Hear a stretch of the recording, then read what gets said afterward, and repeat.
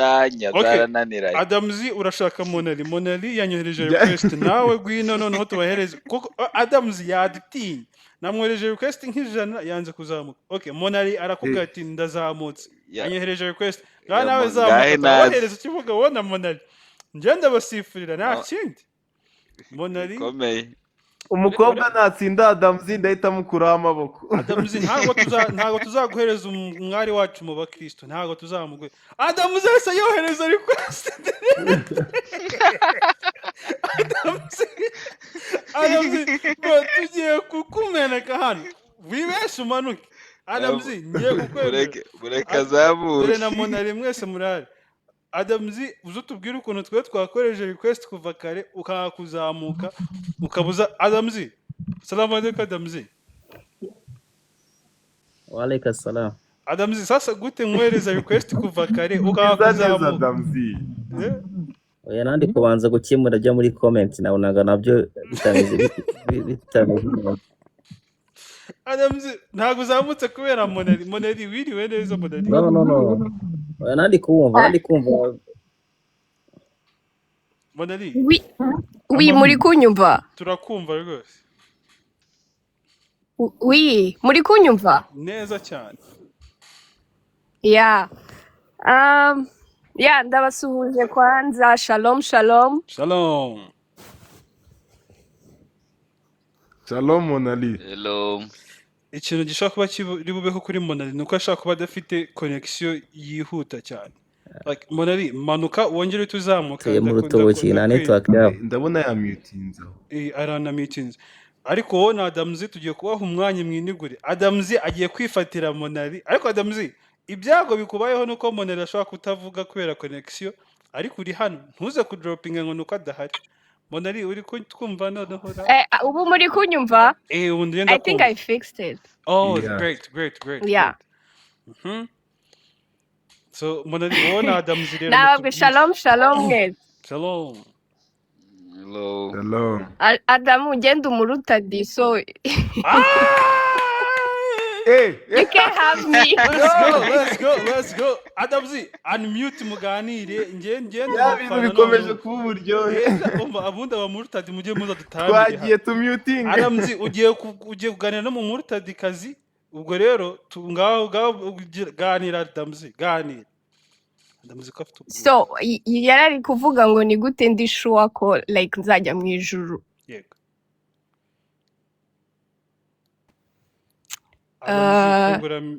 I think nta connection afite. Icyo kibazo cyo kigira ariko ngira ngo ubu ngubu yabikosoye.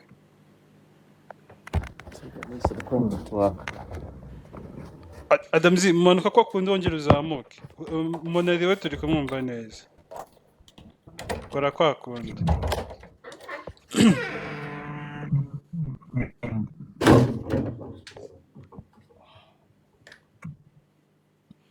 Tugiye kureba abamurtadi turebe na Adamzi turebe ko bamukubita rududu ejo umunsi ukurikiye Sheikh Faraj. Monali Sheikh Faraj niho wabonye ibintu asigaye abakorera bavuze ngo tutuje Imana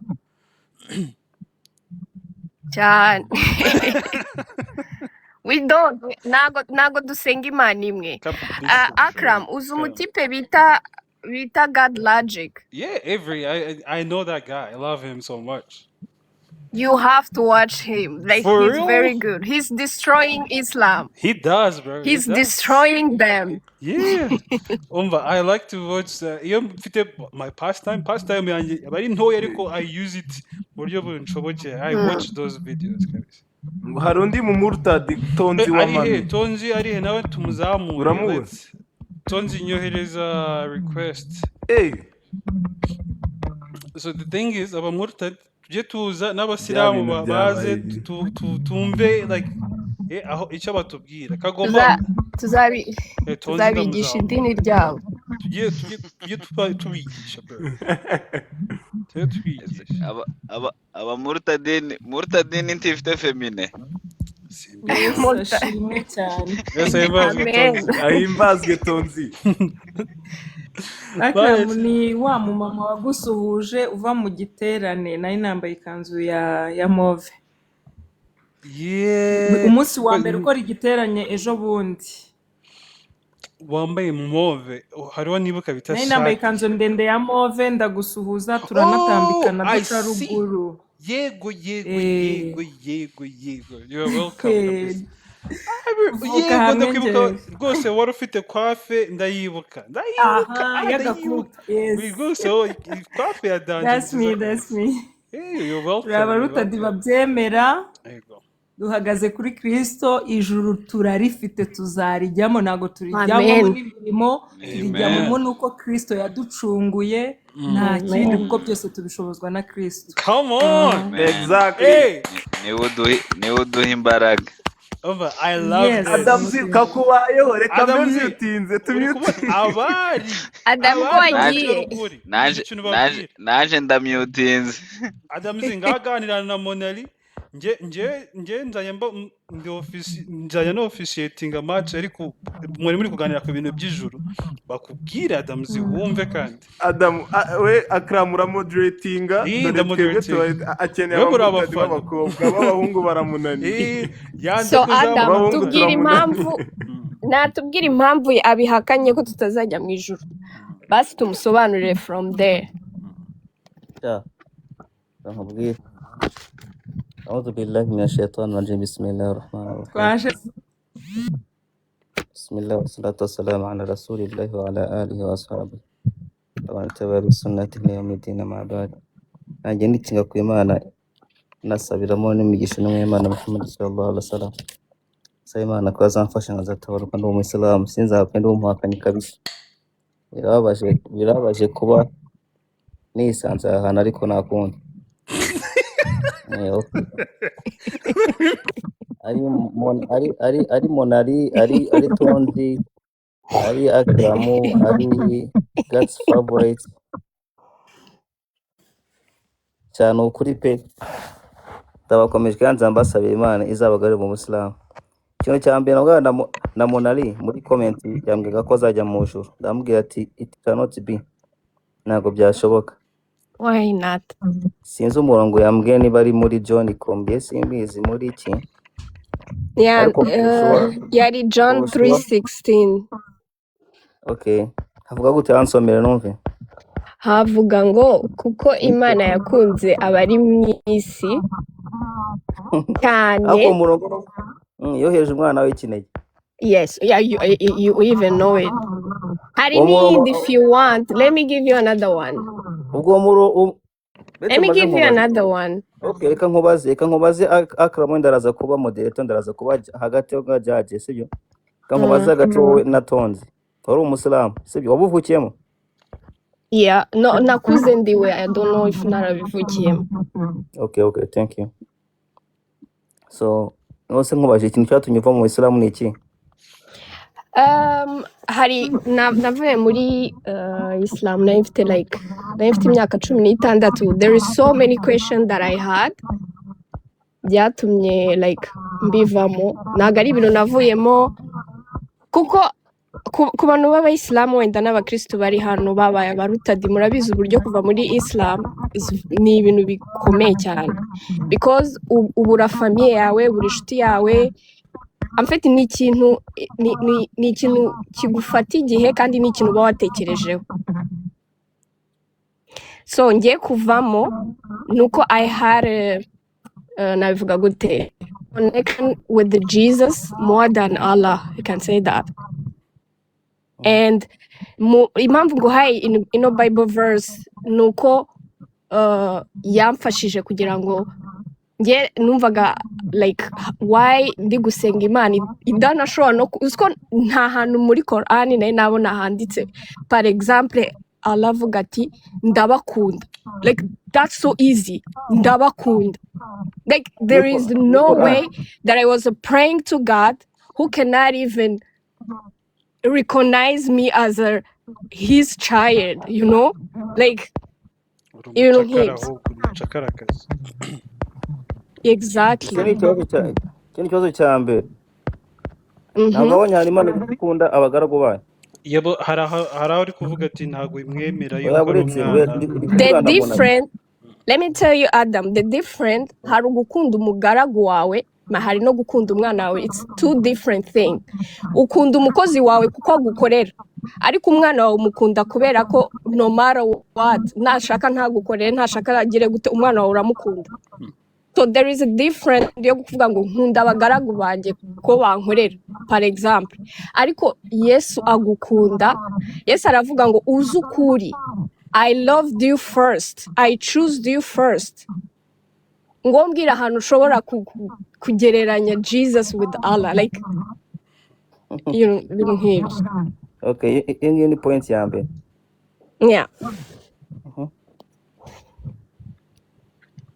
Adamuzi urabyumva gute wenda kubicyo yarakubwiye kugira ngo ugende head to Uyu nyine ikintu yarambwiye, mbese oya nk'urugero nk'umbwa wenda umbajije kuki wenda aho wabaga uhavuye ukajya kuba umuntu urugo, nakubwira ati wenda aho narindi bafataga nabi, aho narindi sinaryaga umucakarazi n'ibyo yakubwiye, wowe ubyumva gute? Yabetse maze nkubwira nyine, yabetse nkubwire akamuhetse wetse ikubwana Monari uragerwaho nawe.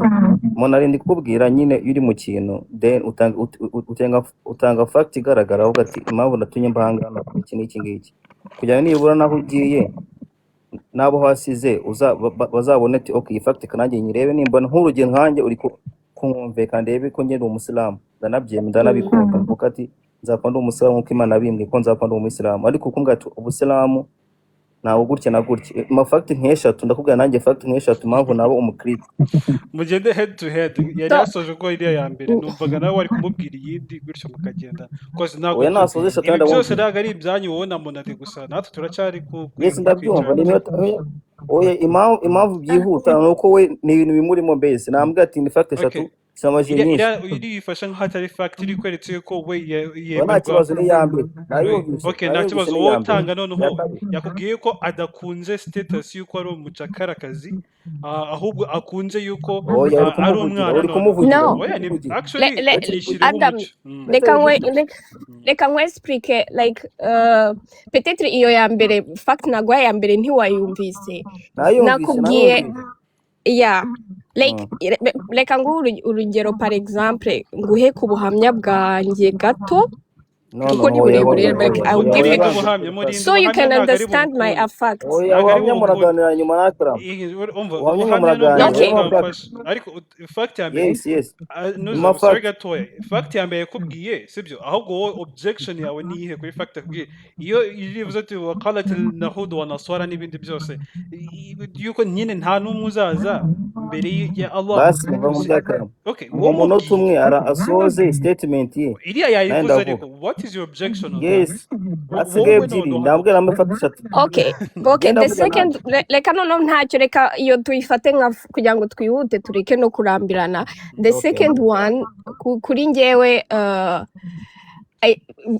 igihe cyose na like I said niyo mpamvu nari nishatse kuvuga ubuhamya bwanjye, ariko let's leave that. Hari kuba ugira connection n'Imana, ntago nigeze ngira na connection na Allah because I was supposed to one gusenga mu Cyarabu which ntumvaga, de kuba hari imiganzo ngomba gukora afite njyewe koko mbere yo njye navuye muri Islam ngiye like muri eglise, like first time I knew this is the God that I need in my life, like the true God. So nukuvuga ngo nge ibyo bintu byambago like ndi umwana, like I was like gute nshobora gushaka kuvugana n'Imana, like I need to speak Arabic. Ariko uribuka Petre hari harimo n'ubujiji bwa kera baratubwiraga ngo udasenze mu Cyarabu Imana ntiyumve amasengesho yawe. So nge nasengaga nagerageza gusenga mu kirimi nzi like, ariko bikamfata kubera ko numvaga ko amasengesho yanjye ntago ari kurenga kuri plafond. You understand? Peut-être byari ubujiji kubera ko I think nta muntu muri iki gihe ukemera ko udasaye mu Cyaraba hari, simbizi ko ibintu bimeze. Ikindi wenda navuga ikindi wenda cya gatatu, fact ya gatatu ni kuvuga kuri question y'urukundo.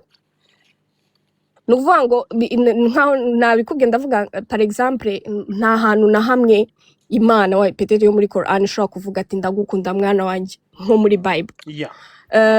cyangwa se ikindi kintu nakundiye Yesu ni ahangaha iyi Bible verse nayiguhaye John 3:16. Impamvu abakristu tuyikunda nuko handitse ngo Imana yakunze abo mu isi cyane. There is a love there. Itanga umwana kugira ngo umwizera wese nta ahabwe ubugingo buhoraho. Hari n'iyindi John 10 uhera kuri 27 aho Yesu we ubwe yivugira ngo intama zanjye zumva ijwi ryanjye. Ukomeje hasi avuga ngo nkaziha ubugingo buhoraho.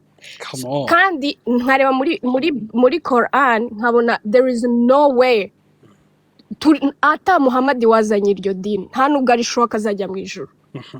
So I was attracted kuri Jesus more than Allah cyangwa se Muhammad kubera ko his love kandi his afite yaradupromising he promised us if you believe me, not if you be perfect. Guys, listen to this. You don't be perfect because God knows you will never be perfect. Yeah. He said, come as you are. Sorry. So Adam, that's the fact. It was about love, about the promise, about also accepting us. I don't know. Biri ngereranyije peut-être na Islam. That's why I was like, you know what, Jesus, I'm coming to you. So again, abantu bari kujoininga now ikintu turi kuvuga ni cyane dufite abamurtad, abantu babaye n'abamurtadikazi, okay, n'abantu babaye abarahoze ari abasilamu ubakaba ari abakristo, and then dufite hano Adamzi no Muslim abantu bari very very very good Muslim niba ariko arabyita. So ari kumubwira amuhaye ibintu bimwemeza yuko monaravuze ibintu bitatu bimwemeza yuko as facts z'ukuntu ahantu ari very secured, ahantu ari nyine afite iyo connection n'Imana. Nicyo kintu numva ko as an major yavuze gikomeye, and ari kubwira Adamzi yuko icyo kintu kira lacking nta gihari muri Islam. Tugiye kumva noneho mu byo Monali yavuze igisubizo cya Adamzi stay on the topic ku bintu yavuze, and then real quick nawe muhe rududu Adamzi, mubwiza ukuri, muhereze izo radu, tanga radu. Adamzi, let's go. Turacyafite tonze ari buze kuvuga Joe nawe arahari, so we got this. Okay, ikintu wenda impamvu namubajije ibingibi ni kugira ngo uburyo ikintu umuntu avuze n'imbere y'Imana bazagisubiramo n'ejo yakongera akagisubiramo. Kuba umuyisilamu cyangwa kuba umuyisilamu yose Imana aduha amahitamo yo kujya ushaka gukora ibyo ushaka, as long as Imana ari izajajinga kandi bitewe n'intumwa yohereje. So ikintu cya mbere yambwiye yuko nemerewe kuba nakubaza nk'ikintu aho ngaho for clarification ku ruhande rwawe, sibyo? Iyo uvuze yuko Allah cyangwa se Imana yatanze amahitamo yuko tugomba guhitamo aho tujya, and nakubaza for clarification ko iki then muri sunna nko muri hadith wenda bivuga yuko uvuye muri Islam nkatwe bano ba Monali n'abandi bagomba kwicwa niba koko hari ayo mahirwe, because turashaka gushyira muri place yawe ntuze kubeshya abana, ngiye abandi wababeshya ariko ntabwo wababeshya Mariana. So just saying. Sinakubeshya ahubwo uvuga wowe nta marangamutima n'ayawe nyine ko byumva. Dusome inzandiko. Betse mazina na Monali. Betse zina Monali. Dusome inzandiko. Oya betse nze kuri Monali. I will come to you. Ndikobwa na Monali na Tonzi. Okay. Niwo umenya beruka kuvamo vuba. Okay, kuri Monali. Tonzi nuza utabizi uri umushwanya gusa ariko okay, my bad. Okay. No one. Yavuze ko ikintu cya mbere ari uko yasanze Imana muri Quran idafite urukundo nyine kurusha Yesu. Okay, ubwo ikibazo nabaza aho ngaho niba bavuga ko Imana yagize Yesu afite urukundo kurusha Imana, ubwo nabaza niba mu gihe Mariya yaratwite Yesu ninde ubwo urukundo ku birenga byari bisigaye ku bandi bantu. Ku bandi bantu turavuga ku bantu babanje imbere ya Yesu, ndi kuvuga ba Adamu, ndi kuvuga ba Nowa, ndi kuvuga ba Aburahamu, abo bose ni ababanje imbere ya Yesu. Tuzi ko Yesu yatwise amezi 9 nk'abandi bantu akavuka, nko muri Bible birimo. wote mabasha kunyica kandi ndi umuntu nkamwe. Okay, fact ya kabiri yambwiye yuko yasinye muri Qur'ani asangamo ngo Imana ivuga ko Sorry, another ikunda point abantu. of clarification. Urukundo no kuvuka kwa Yesu bihuriye hehe? Sorry, iyo connection wayiduhaye. Yavuze yes, yavuze ko icya Wari kabiri uri kuvuga icya mbere urukundo none ugiye mu ntuza mu kuvuka kwa Yesu ko yaratwiswe amezi 9. Ndi gushaka connection yaho ngaho. urukundo uretse mu Clarify. nice ndaguha fact nta kibazo, ndaguha fact. Nitujya muri Qur'ani yenda kusha Qur'ani ko niyo nemera. Okay. Allah atwereka uburyo umuntu yabayeho. Ubwo natwe urajya muri Bible unyereka uburyo Yesu yavuze uko umuntu abaho, ajya mu nda y'umubyeyi kugeza agize abaye umwana, abaye umusore. Ibyo byose ni Imana igenda ibyereka abantu kubera urukundo yagiriye abantu, ikababwira n'uburyo umwana ajya mu nda y'umubyeyi kugeza umwana avutse, kugeza umwana akuze. Adam, Atari Imana sorry, yabikora. Adam, kuri ako kantu hari ikintu ushaka kukubaza. Yesu ni he muri Quran cyangwa se muri Hadith handitse ahantu Yesu yavukiye? Aho Yesu yavukiye Byanditse mbwira ahantu muri, give me a Quran verse, niba babisinze niba babyita verse, ahantu handitse aho Yesu yavukiye. aho Yesu igihugu cyangwa Aho igihugu aho Yesu yavukiye. Wa mugani kuvuka kuba yarabayeho yabaye he cyangwa se yavukiye he? Kubera ko uri kumbwira Jesus, reka nkubwire impamvu nkubajije icyo kibazo, because abayisilamu benshi na muri comment, you guys doesn't know anything about your religion. Muri Quran nta hantu handitse ahantu Yesu yavukiye. Banza ukosora imvugo. Adamzi, you will prove her wrong no hamwereka nta kibazo. Komeza mbona. Yes, show me where Jesus was born in Quran. Wait. Betse akantu gatwitop nituganira twubahe imyemerere y'umuntu. Sivuga ko ibyo wemera ko atari ukuri. No. Uyu munsi Adamzi yabaye kira. Wait a second. Adamzi, kuba umwana mwiza all of a sudden. Uvugana na Adamzi ariko nuvuge. Okay, I apologize. If I apologize if it's that. Yeah, talk to me. Yes, nge nakubajije mbwira nyereka ahantu Yesu yavukiye muri Quran no muri Hadith. Adamzi yakubwiye impamvu biri relevant kuba wabimwereka. Impamvu ari ingenzi. So bimwereke rero. Because Yesu nyine arashaka kwereka yuko Yesu mufite, you don't know him. Sibyo? So you don't have any information. You need the Bible to know Jesus. You don't. Kumbwa Yesu ngo yavukiye no kumenya ahubwo nyina wamubyaye no kumenya icyo yakoze. None namenya nyina gute ntazi naho nyina turuka naho yavukiye? I want to, this is about Jesus. It's not about naho ngaho avuze nahavuze yuko nyina ari Mariam. Nakwereke o Mariam ni se ninde? Oui. Kuri kuvugana na Karamu.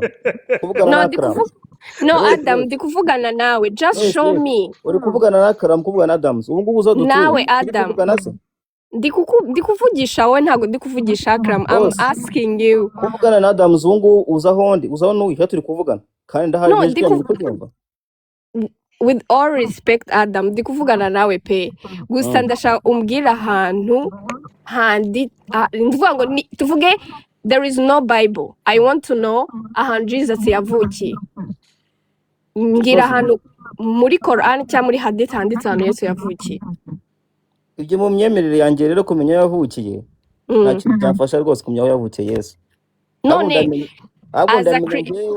ndamenya purpose, ndamenya icyo Imana yamuntumyeho.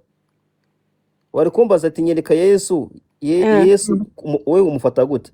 Ni iki Imana yamutumye? No, that is basic. Even Adam, ibyo ni ibintu biri basic.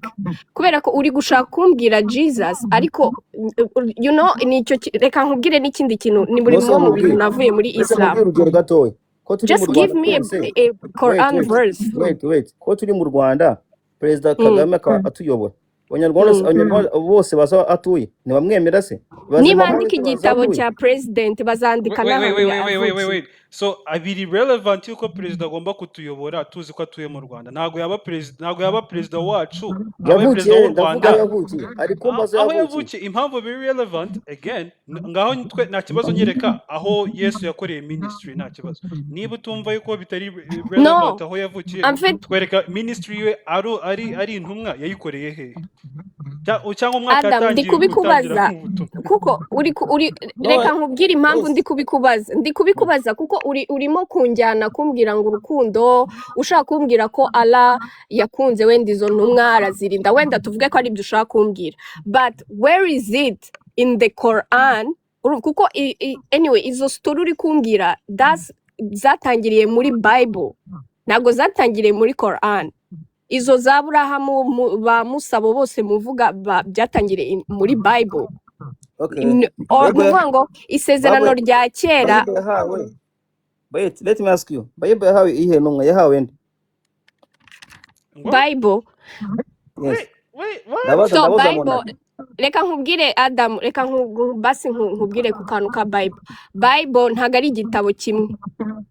Bible is collection of books, ifite ibitabo 66. ibindi 88 Ibiki? Okay. ntabwo ari byo gusa Adam Z. hari Okay, yera it na can be negative more. Adam Z, But do you, nicyo kintu okay, nshaka sorry, nyine kukubwira, Mona ni Lisa. ikihe gitabo Mona uri Lisa uri kumbaza, gato. ni ikihe gitabo? Adam Z, iyo uvuze ibitabo birenze 66 uzi canonization ya Bibiliya kugira koze niba I expect yuko hari ikintu waba ubiziho kugira ubihakane ibyo ngibyo Mona Lisa yaravuze. Canonization ya Bibiliya Kubera urayizi? no Adam Z? nicyo kintu reka mbabwire ikintu abantu dukunda gukoraho amakosa. Hari n'umuntu wigeze kuza hano kuri live yawe arabivuga, dushaka kugereranya Bible na Quran. Wenda Quran yahawe n'intumwa imwe, iramanuka pa igwa ku ntoki z'intumwa imwe, maybe I don't know, but the Bible ntabwo ari uko byagenze. Yeah. Reka mdangize kuri ako kantu kumbaza ngo Bibiliya yahawe n'iyihe ntumwa. Ntabwo Bibiliya yigeze ihabwa n'intumwa, ni intumwa zanditse amateka ukuntu byari bimeze zigiye zitandukana, urumva ntabwo ari intumwa imwe. So biterwa n'igitabo, hari igitabo, hari uwanditse Genesis, hari uwanditse Zaburi, hari uwanditse Matayo, hari uwanditse Yohana. Nuvuga ngo ni ibitabo bigiye bitandukana, nicyo nashatse kugusobanurira Adam. Ntabwo ari igitabo cyahawe, ntabwo Bibiliya yaje ngo igwe mu ntoki z'umuntu umwe. Niyo mpamvu nyine nkubwira Bibiliya uvuga wowe na Injili yahawe Yesu ntabwo ari ibyo biratandukanye cyane. Okay, yahawe Yesu iri he? Kandi iyo Injili yahawe Yesu ni iyihe? yahawe ku murongo muri Quran, umva ndaguha umurongo muri Quran Imana ngo ko Imana yahaye Yesu Injili. Okay, iyo Injili rero yari irimo iki? Iyo Injili iri he? Ahubwo njye n'abagabo abakristo mwemera iyo Bible atari yo Injili. Bible yahaye ko tudafite Injili. Tudasoma Injili. Ubizute. Mureke mubwire kujyanye na Bibiliya. Adam, ikintu nakugira inama, you have to, ugomba kubanza kumenya omwe base y'utuntu nk'utwo ngo like hari ibintu uri kuvuga bita like you have to know the basic. Adams mumubwire ko referaga kuri Bibiliya igihe yasubizaga mu gihe cye, yireferaga ku isezerano rya kera. Yasubizaga akoresheje udakora icyaha. Satani ari kugerageza Yesu yaramubwiye ngo handitswe niyo Injili wemera, tubwire iye iri hehe, yanditsemo iki, ubutumwa buri murabuzi? Okay, yego. Subiza icyo ngicyo ko Yesu wait konga ko Yesu yasomye Bibiliya yera yari mu Kinyarwanda. Konga asomye no for me ngereka ndekera ahangaha kubera ko level ya Adam I don't know, ntabwo ari ukugusuzugura, ntubifate nabi. Hari ibibazo uri kubaza azif nta nubwo ari bazi, nta n'ahantu wahera. Nka ibibazo byo kubaza ati ngo nyereka aho Yesu yavuze ko ari umukristo kandi Yesu ari Kristo bro, like kandi nanjye hari umuntu wambajije icyo kibazo ngo ni gute wemera Yesu kandi Yesu atari umukristo. None se ngende byumva umutwe kanje, ariko ihangane Mona Lisa thank you Uzi very ko much. Thank you. ni nko The kubaza funny umuyisilamu ni nko question. kubaza umuyisilamu ngo ni gute wemera Allah kandi Allah atari umuyisilamu like Oh, Crazy. that's a good counter attack. Come on. Oh, ako kantu ngiye kukabika ndagashyira mu mufuka. Ah, niyo zaba bambaza ati Njye ndashaka kubaza Adams. yego Yes, mubaze. go ahead, man. Mu byo twizera ko Bibiliya itubwira ko sinzi umuntu uri gutera eko. Okay. Bibiliya itubwira ko hano mu isi turi dufashigiye mu ntambara ariko atari intambara y'umubiri, intambara y'icyiza n'ikibi. Ariko mwebwe uko mbyumva ntabwo ndi umusilamu ariko nyine ndabyumva urashyiraho umucyo kuri ibyo bintu. Abasilamu batari bake bambwiye ko byemewe ko ushobora kugenda nyine ahantu hari abo mutavuga rumwe mukaba mwabica. Imana yanyu cyangwa se Allah irashaka umutima cyangwa irashaka umubiri? Twebwe Yesu wait a bit. Yesu igihe bajyaga kumubamba twebwe twirefera kuri Yesu ko yagiye aduhingira like aduha nyine urugero tugenderaho. Umukristo we nyakuri agomba kugira ikirenge mu cya Yesu igihe bari bagiye kumubamba Petero yafashe inkota aca ugutwi k'umuntu wari ugiye wari uri like umusirikare w'umuroma washaka kubamba Yesu afata kwa gutwi k'uwo muntu arongera gutera habwira Petero ngo Petero subiza inkota yawe mu rwubati kuko intambara turwana ntago ari iy'umubiri ni iy'umwuka. Ni ukuvuga ngo Yesu yari yabonye ko hari intambara y'icyiza n'ikibi, ntabwo yari iy'umubiri ngo ugutwi k'umuntu uraguca agira icyo ahinduka. So mwebwe Allah arashaka umutima cyangwa arashaka umubiri? Good question. Arashaka umutima w'iki? Sindi kumva ikibazo uri icyari cyo. What? Bro. So Sindi kumva nyine ngo gute? Oya ari kubaza ikibazo akongera akakivanga. Adams reka paraphrasing ni myivuga nabi umusore Jo avuze ati okay iyo tureba muri Bibiliya tubona yuko hari intambara y'umubiri hari intambara y'umwuka. So akakwereka yuko the over message ya Bibiliya again usanga yuko nyine ntago ishyira imbere kurwana kwica abantu n'iki byose. Wowe ariko muri Qur'an kwereka yuko Allah ababwirije kugenda mwica abantu. Nyine iyo wabiriconsilinga gute koze muri Qur'an nyine ibyo yizera ibyo abona mu Bayisilamu bizera yuko mwebwe mubwirijwe kuba mwagenda mukica abantu. Wowe urabivugaho iki ibyo ngibyo?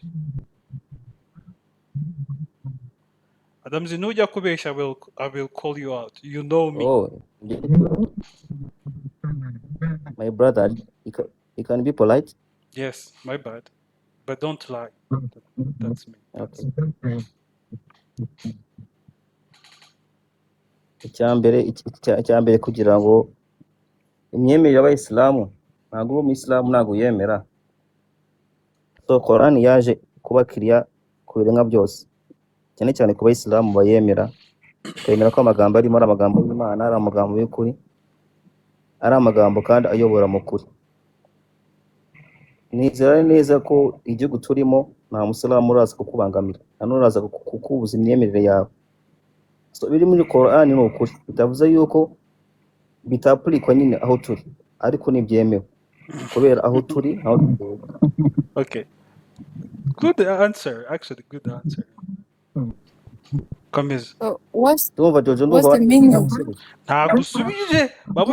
meaning of the word jihad? Jihad ni jihadi intambara ntagatifu. Yes, zira ntambara kubaho zabaye ku gihe inwema Adams reka nkwereka ahantu ndashaka kumusubiza sibyo wenda ankosore. Nk'iyo usomye Surah Tauba harimo amabwiriza menshi kwenda mwice abantu abakristo mwice abapolytheist mwice abayahudi. Mubwire ese iri ngiri ntago uribwirijwe kurikora? Wivuga ati mu Rwanda ntitwabikora. Ese Umuyisilamu gore ni kuvuga ati wowe Adams uramutse ugiye ahantu muri Islamic State wenda tuvuge ugiye muri Iran nubwo rwose ntabikwifurije wabikurikiza kubera ko ariko wabikurikiza kubera ko ari Islamic State, right?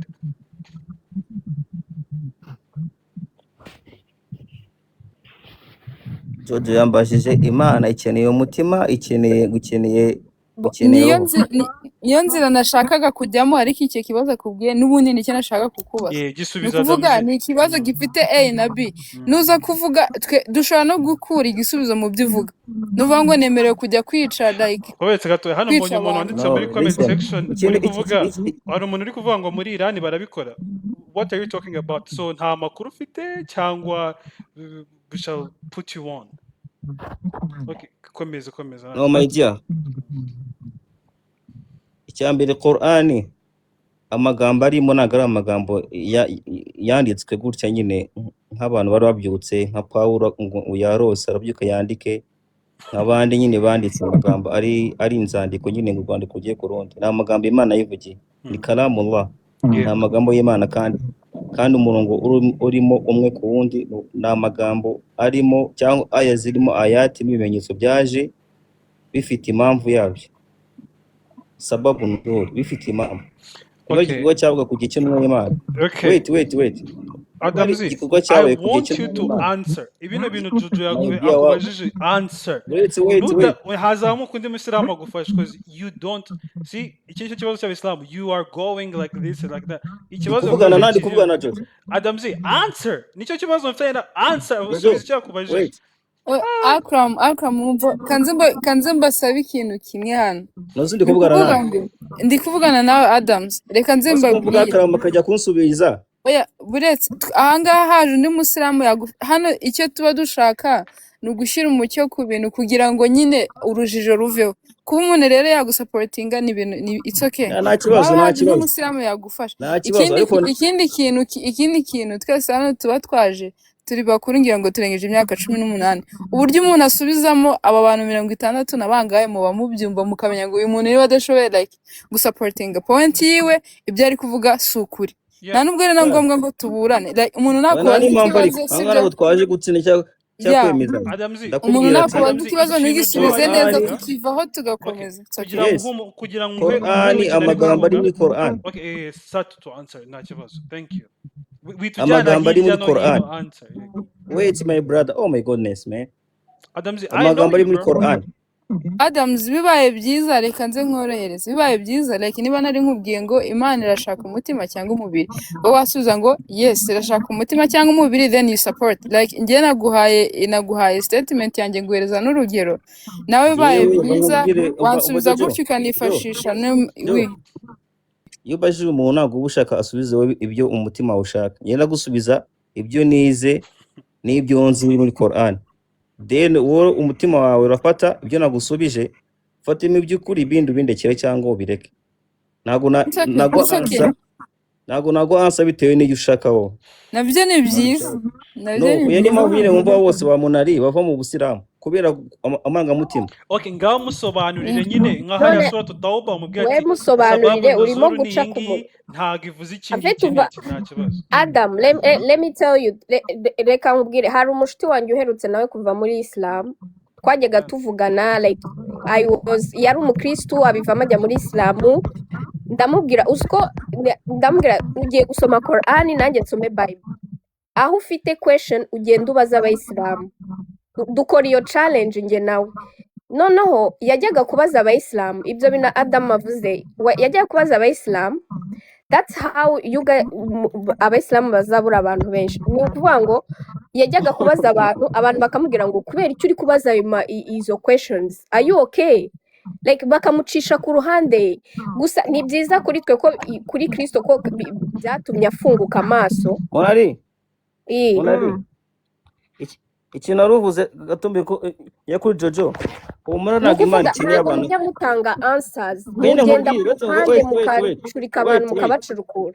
No betse nkubwire ntabwo Imana ishaka ko abantu baba abayisilamu cyangwa ngo baza ari benshi. Nta kimana yunguka kuba abantu ari abayisilamu cyatari abayisilamu. Allah mu Quran none ntabwo Imana ishaka ko abantu bakizwa muri make. No byo buzinga abantu barahomba abayisilamu. Ni ukuvuga ngo that's the problem. Mushaka yego abantu b'abayisilamu ariko ntimumenye. Wait munaravuze ariko ntimumenye ntimubaza question. Ngo niyo mpamvu ngo Islam izabura abantu. We don't care man. No nyine nshatse kuvuga you don't care. Sorry Monali Allah ndashaka emphasizing hano. Allah aravuga ati la Njyewe ikraha umuntu fi abaye din. iyo La umuntu ikraha fi aretse din, Kristo birambabaza. nta Reka gahato mbwire Aravuga Adam ati impamvu mbivuze. amanari mbabarira yes gatoya yes mbabarira gato asobanurira ikraha fi Mm, din nta gahato mu idini. Let's hear his point. Kubera ko twebwe dufite okay. where we stand iyo dushaka kubwiriza abantu ubutumwa bwiza kugira bamenye uyu Kristo, because niwe nzira no kuri n'ubugingo. Ariko reka tubwire ukuntu his Allah does not care, sibyo? He does not care. La ikraha fi din. Ngaho komeza Adamzi. Let's hear that crap. icyo yaravuze ngo niyo mpamvu ngo abayisilamu ngo bazabura abantu kuba umuyisilamu kutaba umuyisilamu iyo nacyo byongera mu bwami bw'Imana nta n'icyo Imana ihomba nta n'icyo yunguka. Allah aravuga ati muri surati Dhariyat wa ma khalaqtul jinna wal insa illa liya'budun, nta kindi Imana yaremeye abantu n'amajini uretse kwigandukira. Surati al-Baqara aya 2 isura 2 aya ya 255 Allah aravuga ati la ikraha fi din, nta gahato mu idini. Kad bayyana rushdu min al-ghay, ukuri kwamaze kujya ahagaragara kwamaze kuboneka. Famakfuru bitaghut yuminu billahi, abazakana ibigirwamana wa yuminu billahi bakemera Imana, faqad istamsaka bil urwati al-uthqa, bazaba bari ku nzira nziza iyobotse. So rero cyo nakubwiraga waba mu Islam utaba mu Islam, it's up to you. Ni kuri wowe Imana amaze gushyiraho inzira ebyiri. So why kuki mu bihugu by'abayisilamu byaje isilamu bica abo ngabo bavuyemo niba ari kuki ababyeyi batenga abana babo, kuki inshuti zikuvaho, kuki hari umuntu waje par exemple nko muri comment aravuga ngo ni ukuvuga ngo no kuki par exemple kuki intumwa yanyu yagendaga ikica abakristo n'abayahudi niba koko kandi uzi ko ku bantu batazi Akram peut-être maybe wowe urabizi uzi ko muri kiriya gihe abantu batari abayisilamu bishyuraga amataxi menshi kugira ngo babaringanye baze muri isilamu ku ngufu, afite bakoreshaga uburyo bwose. Umugore wishe Muhammad bari bamaze kumwicira famiye kubera ko bari abakristo, barabica barangije uri kuvuga intambara yo muri Khaybar. I know that too. Yes. And I want to see how agiye responding to these things, because I will call out his bluff. Uretse basobanure Jojo babonetse mu mucyo kuganira basi ku bintu byose byinshi yavuze shiraho kimwe mu mucyo, like nk'ikintu yavuze nge akenshi nashatse kuvuga icya Jojo wagikwepse icyo yakubaje cyo kindi ngo cyo kwica abantu. Jojo ambaje Jojo batumumbwiye cyambajije cyangwa se nta kibazo n'iki mo nakubajije icyo ubundi njye nari mfite 2 questions. Nashaka kumubaza ku bibazo bibiri, sinzi impamvu twatinze kuri kimwe ariko nacyereka mpite nkivugira. Nari nakubajije Allah arashaka cyane umutima w'umuntu cyangwa arashaka umubiri w'umuntu? Impamvu nuko mu basilamu Allah arashaka umutima, Allah arashaka umutima w'umuntu, arashaka umutima cyane. Iyo rero iyo turi kuvuga ubundi umutima akenshi tuba turi kuvuga emotions cyangwa se emotions n'ubwenge, sibyo? Nuvuga ibyo bintu iyo byamaze gupfa already, iyo byamaze gupfa ntabwo umuntu aba akiri umuntu. Umuntu yari kuba forced gukora ikintu runaka. Ubundi twebwe ukuntu twizera Imana yacu iradukunda cyane, ari nacyo cyatumye yanga kudushyira ku gahato ikaduhereza umudendezo wo guhitamo icyiza n'ikibi, kugira ngo nuhitamo icyiza ntabwo Imana yaza ngihita kwica ngo nukuri gukora icyaha. Oya, nukuvuga ngo nuhitamo icyiza Imana yarakuretse kugira ngo uhite mureke kuguforsa ko yakira gukunda. Umurongo byanditse muri Bibiliya. That's everywhere in the Bible. Imana yaratubwiye ngo mbashyize imbere icyiza niki mumfashe mu binshakire muri Bibiliya. Oya ndi kuvugana nawe, niyo mpamvu oya none Akram wait. Oya none se Bibiliya ni ngewe yanditse. Oya ugomba kuza guproving ibyo wemere, no Akram zamujyana hose. Wowe wari kunyigisha. None se Adam zayishuro ko ahangaha ndi hamwe na Bibiliya. None se kingenze no gufata like verse ugafata igitabo. Niyo mpamvu Imana uze muri Qur'ani mathalu ladhina, abantu bagenda afite ibitabo ariko batazi birimo. None se kandi ndi kubikubwira birimo. Mureke kunyigisha Adamzi, this is Adamzi umutiramo ariko ntabwo wasobanura aho wagiye. Adamzi iyo ari kukubwira ni muri Deuteronomy 33:15 kandi twebwe ngaho nk'abakristo nahose umva ukuntu twebwe ibyacu tubifata. Twebwe ibi ni ibyanditswe dufata tugasoma bikaduhindura, ntabwo ari ibyo tumemoriza kugira ngo ntibigire application mu buzima bwacu. Ariko wowe mind you uko wabisoma kose ibibazo bakubajije ntushobora gusubiza ikintu straight to the point. No, so Deuteronomy yambaje icya mbere, Imana ishaka umutima ishaka roho. Nambwa ati Imana ikireba ikigambirije ni umutima. Okay, noneho wamuganira akubwira ati then uwo muntu numara kumwica uzaba utsindiye roho ye, uzaba utsindiye umutima roho ye, umubiri wiwe. Allah nyine aho ngaho harunguka iki muri ibyo ngibyo? Nakubwiye amagambo uzana muri Quran nk'urugero anga muri surati Tauba aya ndetse nkubwira impamvu. Nakubwiye umurongo wose umanuka hari impamvu wamanutse. Ntabwo umurongo hari amagambo arimo hano cyangwa ayati cyangwa imirongo Imana amanuye yamanuye ku gihe cyabanje ikiri kuba n'ikizaba. Hari umurongo muri Quran akanya nagusomera Imana yamubwiraga icyo gihe. Muri ibyo yakubajije muri surati Tauba nka surati Tauba umurongo 29 tubwire icyo Allah yarashatse kuvuga. Ugende wica abakristo, wica abayahudi, ubice tubwire icyo yashatse kuvuga. Oya no, please, nacyo kiri mu kibazo yakubajije. Please help us to know. Ikindi kintu ndushabe Adams ntabwo mwumvugira Buretse Adams Akram niyo muntu udufasha nyine kumenya ibya Islamu, namwe abasiramu akabafasha kumenya iby'abakristo. No, nagira ikintu avuga ntuvuge ko yivanze. Warabahagarara duhagarari ye nawe umwanya mvuge. Oya ariko yagushatse kutubeshya aradusobanurira kuko arabizi. Uzi impamvu Adamzi ngewe ntegereje yuko hari tafsiri nimwe uri buvuge kuri surati Tauba kugira nkanuze uvuga sababu nuzur, because I want nge nshaka kumva igisubizo cyawe, because ntago ndi bukwemerera kubeshya abantu. Gisubize rero yakubajije kuva kare. Iyo Allah kubwiye guri akuntu nyine ko mugomba kwica abakristo n'abayahudi, what does it mean? Ngatubwira igihe Rasul yari arimo, sibyo byari byiza ko yabikora nyine. Niyihe tubwire sababu nuzur yayo, if you can tubwire impamvu iri justifiable yo kubikora. Nosuri kuvugana nani nk'uno muntu wingu God's favorite ubu yatuje si umuntu. Niba ndi kuvugana n'umuntu just mu muntu utasuje, niba nta mwanya nzamuka njye kurya. Impamvu natuje nese nanjye ninguza none biragenda bite subiza ikibazo. Nyine barakavuye nyine bari isoko nyine. Reka tugane hano bakuru tuganire. Mureke nsoza ikibazo cyanjye cya kabiri. Subiza ariko subiza ikibazo ureke kuzenguruka ku ruhande. It's easy. Surati Tauba aya 29 iravuga iki? Nose Jojo ambaje Tauba cyambaje ikibazo. Just mwe muri mixing man. Jojo Karame ndikubwira muri Quran kwibona gutya nagara amagambo yamanuye icyarimwe yose gopa ngo batabayandika aje hariya abantu bakiye mu bikorwa. Oya, buri murongo urimo waje kubera impamvu yaho. Hari amagambo Imana agiye ibwira umwe y'Imana ku gihe cyari gihari bitewe n'impamvu yari kuba bagiye ku rugamba, bagiye kurwana, bagiye gufata iminyago, bagiye babonye intsinzi, abantu bari kwinjira ubisilamu cyangwa hari kuba impamvu ni impamvu. Ni ukuvuga ngo muri Quran hari amagambo arimo atakureba wowe nk'umusilamu, like nyine weho atakureba ndakubwira amagambo arimo yose ntago amanutse icyari. Ibyo bintu yibeshya bivuge bamuhera ududuze ejo. Hari amagambo yamanutse n'umwe Imana imubwira ati mu gihe wenda habaye iki ngiki cyabaye umugore mwashwanye mwemeye gutandukana, imubwira kugira ngo n'abandi mu gihe abagore basohotse mu rugo bagomba gusoka bikwije.